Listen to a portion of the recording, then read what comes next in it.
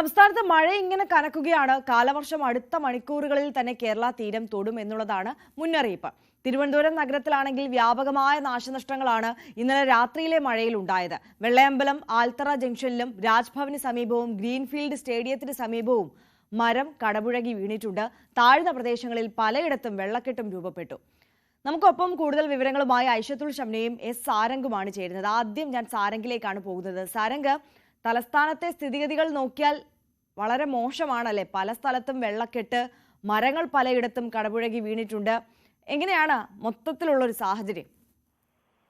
തീർച്ചയായും ആര്യ, ഇന്നലെ രാത്രി 7:30 മുതൽ 8 മണി വരെ വീശിയടിച്ച ശക്തമായ കാറ്റിലാണ് തിരുവനന്തപുരം നഗരത്തിലെ പല ഭാഗങ്ങളിലും മരങ്ങൾ കടപുഴകിയും മറ്റും അപകടങ്ങളും അത്തരത്തിലുള്ള പ്രശ്നങ്ങളൊക്കെ ഉണ്ടായത്. 8 മണി തിരുവനന്തപുരം നിലയത്തിൽ നിന്നുള്ള ഏകദേശം 6 യൂണിറ്റുകൾ നഗരത്തിന്റെ പല ഭാഗങ്ങളിലും രക്ഷാപ്രവർത്തനങ്ങൾ അതിനുശേഷം നടത്തി.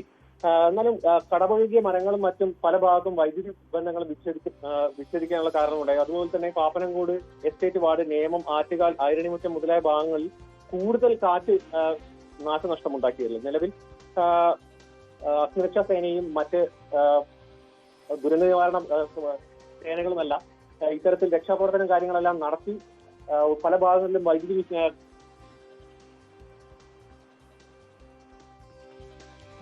സാരംഗാണ് വിവരങ്ങൾ നൽകിക്കൊണ്ടിരിക്കുന്നത്. എന്തായാലും തിരുവനന്തപുരം ജില്ലയിലെ കാര്യങ്ങൾ മാത്രമാണ് സാരംഗ് പറഞ്ഞത്. ഇവിടെ ഈ തലസ്ഥാന ജില്ല പരിശോധിക്കുമ്പോൾ തന്നെ എത്രത്തോളം വലിയ നാശനഷ്ടം പല സ്ഥലത്തും രേഖപ്പെടുത്തിയിട്ടുണ്ട് എന്നുള്ളത് നോക്കൂ. ഐഷത്തുൽ ഷംന കൂടി നമുക്കൊപ്പം ചേരുകയാണ്. ഷംന, ഇന്ന് 2 ജില്ലകളിലാണ്, കണ്ണൂരും കാസർഗോഡുമാണ് റെഡ് അലേർട്ട് ഉള്ളത്. ബാക്കിയുള്ള ജില്ലകളിലൊക്കെ യെല്ലോ അലേർട്ടും ഓറഞ്ച് അലേർട്ടും ഒക്കെ നൽകിയിട്ടുണ്ട്. പക്ഷേ കാലവർഷം നമ്മുടെ കേരള തീരം തൊടാൻ ഇനിയും മണിക്കൂറുകൾ ബാക്കിയുണ്ട്. അതിനു മുമ്പ് തന്നെ ദുരിതപ്പെയ്ത്താണല്ലേ? തീർച്ചയായും ആര്യ, അതാണ് ഒരു ആശങ്കപ്പെടുത്തുന്ന സാഹചര്യം. കാരണം കാലവർഷം എത്തിയിട്ടില്ല, ഇനിയും മണിക്കൂറുകൾ ബാക്കിയുണ്ട്. പക്ഷേ അതേസമയം സംസ്ഥാനത്ത് മഴ ശക്തമാവുകയാണ്. കഴിഞ്ഞ കുറേ ദിവസങ്ങളിലായി ശക്തമായ വ്യാപകമായ മഴ തന്നെയായിരുന്നു. നമ്മൾ ഓറഞ്ച് അലേർട്ടും റെഡ് അലേർട്ടും ഒക്കെ പ്രഖ്യാപിച്ച സാഹചര്യം ഉണ്ടായിരുന്നു. ഇന്നും അതിതീവ്ര മഴ തന്നെയാണ്. പ്രത്യേകിച്ച് വടക്കൻ കേരളത്തിൽ ആദ്യം മുതൽ തന്നെ വടക്കൻ കേരളത്തിൽ പ്രത്യേക മുന്നറിയിപ്പുകൾ ഉണ്ടായിരുന്നു. അതിതീവ്ര ജാഗ്രതാ നിർദ്ദേശങ്ങൾ പുറപ്പെടുവിച്ചിരുന്നു. കാരണം ഇത്തവണ കാലവർഷം എത്തുന്നത് ആദ്യം വടക്കൻ കേരളത്തിലേക്കാണ്. സാധാരണഗതിയിൽ ആദ്യം തെക്കൻ കേരളത്തിലേക്ക്, തിരുവനന്തപുരം, കൊല്ലം ഭാഗത്തേക്കൊക്കെയാണ് ആദ്യം കാലവർഷം എത്തുന്നത്. അതിനുശേഷം പിന്നീട് അത് സംസ്ഥാനമൊട്ടാകെ വ്യാപിക്കുകയാണ് പതിവ്.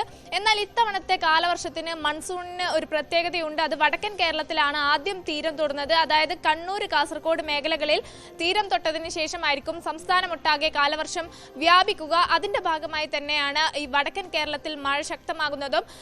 മറ്റൊരു കാര്യമുള്ളത്, ഈ കാലവർഷത്തെ കൂടാതെ അറബിക്കടലിൽ രൂപം കൊണ്ട ഒരു ന്യൂനമർദ്ദം ഉണ്ടായിരുന്നു കഴിഞ്ഞ ദിവസങ്ങളിൽ. അത് ശക്തി പ്രാപിച്ച് തീവ്ര ന്യൂനമർദ്ദമായി. അത് വരും മണിക്കൂറുകളിൽ ഇനിയും അതിതീവ്ര ന്യൂനമർദ്ദമായി മാറുമെന്നതാണ് മുന്നറിയിപ്പ്. അതുകൊണ്ട് തന്നെ ആ ന്യൂനമർദ്ദം കാരണം രൂപപ്പെടുന്ന മഴ കൂടി ഉണ്ടാകും. ഇതൊക്കെയാണ് ഇത്തവണത്തെ മഴക്കാലം ശക്തമാവാൻ കാരണം. ഒപ്പം തന്നെ വളരെ ചുരുങ്ങിയ സമയത്തിനുള്ളിൽ വലിയ അതിശക്തമായ മഴയാണ് ഇപ്രാവശ്യം പ്രവചിക്കപ്പെടുന്നത്.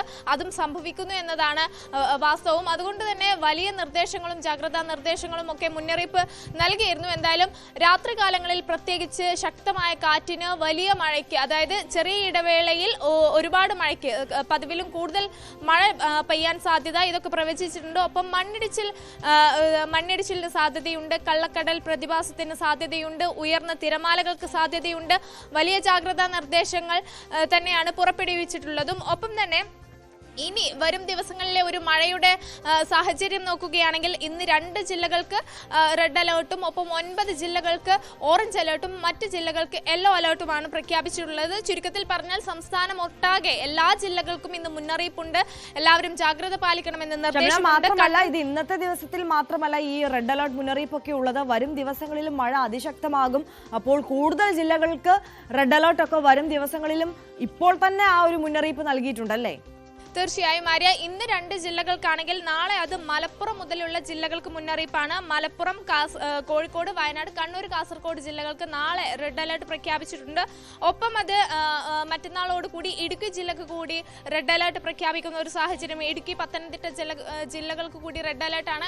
ഇങ്ങനെ വരും ദിവസങ്ങളിൽ കൂടുതൽ ജില്ലകൾക്ക് അതിതീവ്ര മഴ മുന്നറിയിപ്പ്, ശക്തമായ മഴ മുന്നറിയിപ്പ് ഒക്കെ നൽകിയിട്ടുണ്ട്. എന്തായാലും ഇനി അങ്ങോട്ടുള്ള ദിവസങ്ങളിൽ ഓറഞ്ച്, റെഡ് അലേർട്ടുകൾ പ്രഖ്യാപിച്ചിട്ടുണ്ട്. ഒപ്പം തന്നെ 27-ാം തീയതി വരെ ഈ മുന്നറിയിപ്പുകൾ ഉണ്ടാകുമെന്ന് തന്നെയാണ് ഇപ്പോൾ അധികൃതർ അറിയിച്ചിട്ടുള്ളത്. അതിനുശേഷമായിരിക്കും ഇനി അടുത്ത മുന്നറിയിപ്പുകളും ജാഗ്രതാ നിർദ്ദേശങ്ങളും ഒക്കെ ഉണ്ടാവുക. എന്തായാലും അടുത്ത മണിക്കൂറുകൾക്കുള്ളിൽ തന്നെ കാലവർഷം കേരള തീരം തൊടുമെന്നുള്ളതാണ് ഏറ്റവും പ്രധാനപ്പെട്ട കാര്യം. അതോടുകൂടി മഴ കൂടുതൽ ശക്തമാവുകയാണ് ഉണ്ടാവുക, കൂടുതൽ മഴ ലഭിക്കും. നേരത്തെ ഇന്നലെയുള്ള മുന്നറിയിപ്പ് പ്രകാരം മിന്നൽ പ്രളയത്തിന് വരെ സാധ്യതയുണ്ട് എന്ന് അധികൃതർ ചൂണ്ടിക്കാട്ടിയിരുന്നു. അതുകൊണ്ട് തന്നെ അതീവ ജാഗ്രത പുലർത്തേണ്ട സമയമാണ്. ഒപ്പം തന്നെ ഈ രാത്രികാല യാത്രകളിൽ ഒപ്പം ഈ കടലിൽ ഇറങ്ങിയുള്ള വിനോദസഞ്ചാരങ്ങൾക്ക് ഇതൊക്കെ ജാഗ്രത പാലിക്കണം, ഇളവ് വരുത്തണം എന്നൊക്കെ മുന്നറിയിപ്പുണ്ട്. അതായത് സഞ്ചാരികൾ കടലിൽ ഇറങ്ങിയുള്ള ഇത്തരം കാര്യങ്ങളൊക്കെ ഒഴിവാക്കണമെന്ന നിർദ്ദേശമുണ്ട്.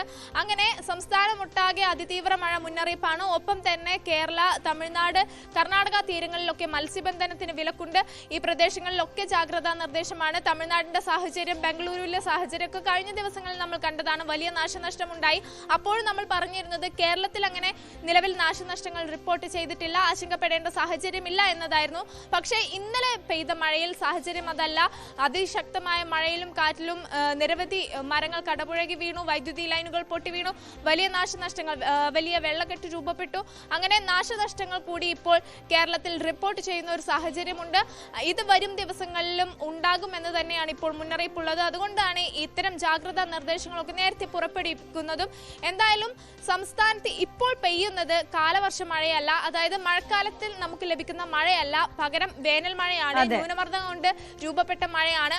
അപ്പോൾ ഇനി വരും മണിക്കൂറുകളിൽ കാലവർഷം കൂടി എത്തുമ്പോഴുള്ള സ്ഥിതി എന്താകും എന്നതാണ് ഏറ്റവും വലിയ ആശങ്കയായി ഉയരുന്നത്. തീർച്ചയായും ആയിഷ തുൾശാമിനെയാണ് വിവരങ്ങൾ നൽകിയത്. ഒപ്പം സാരംഗ് കൂടി നമുക്കൊപ്പം വീണ്ടും ചേരുകയാണ്. സാരംഗ്, ഈ താഴ്ന്ന പ്രദേശങ്ങളിലൊക്കെ തലസ്ഥാന ജില്ലയിൽ വെള്ളം കയറിയിട്ടുണ്ട് എന്നാണ് മനസ്സിലാക്കുന്നത്. ഈ ഗതാഗത തടസ്സമൊക്കെ എവിടെയെങ്കിലും രൂപപ്പെടുന്നുണ്ടോ? ആളുകളെ മാറ്റി പാർപ്പിക്കേണ്ട സാഹചര്യം വന്നിട്ടുണ്ടോ?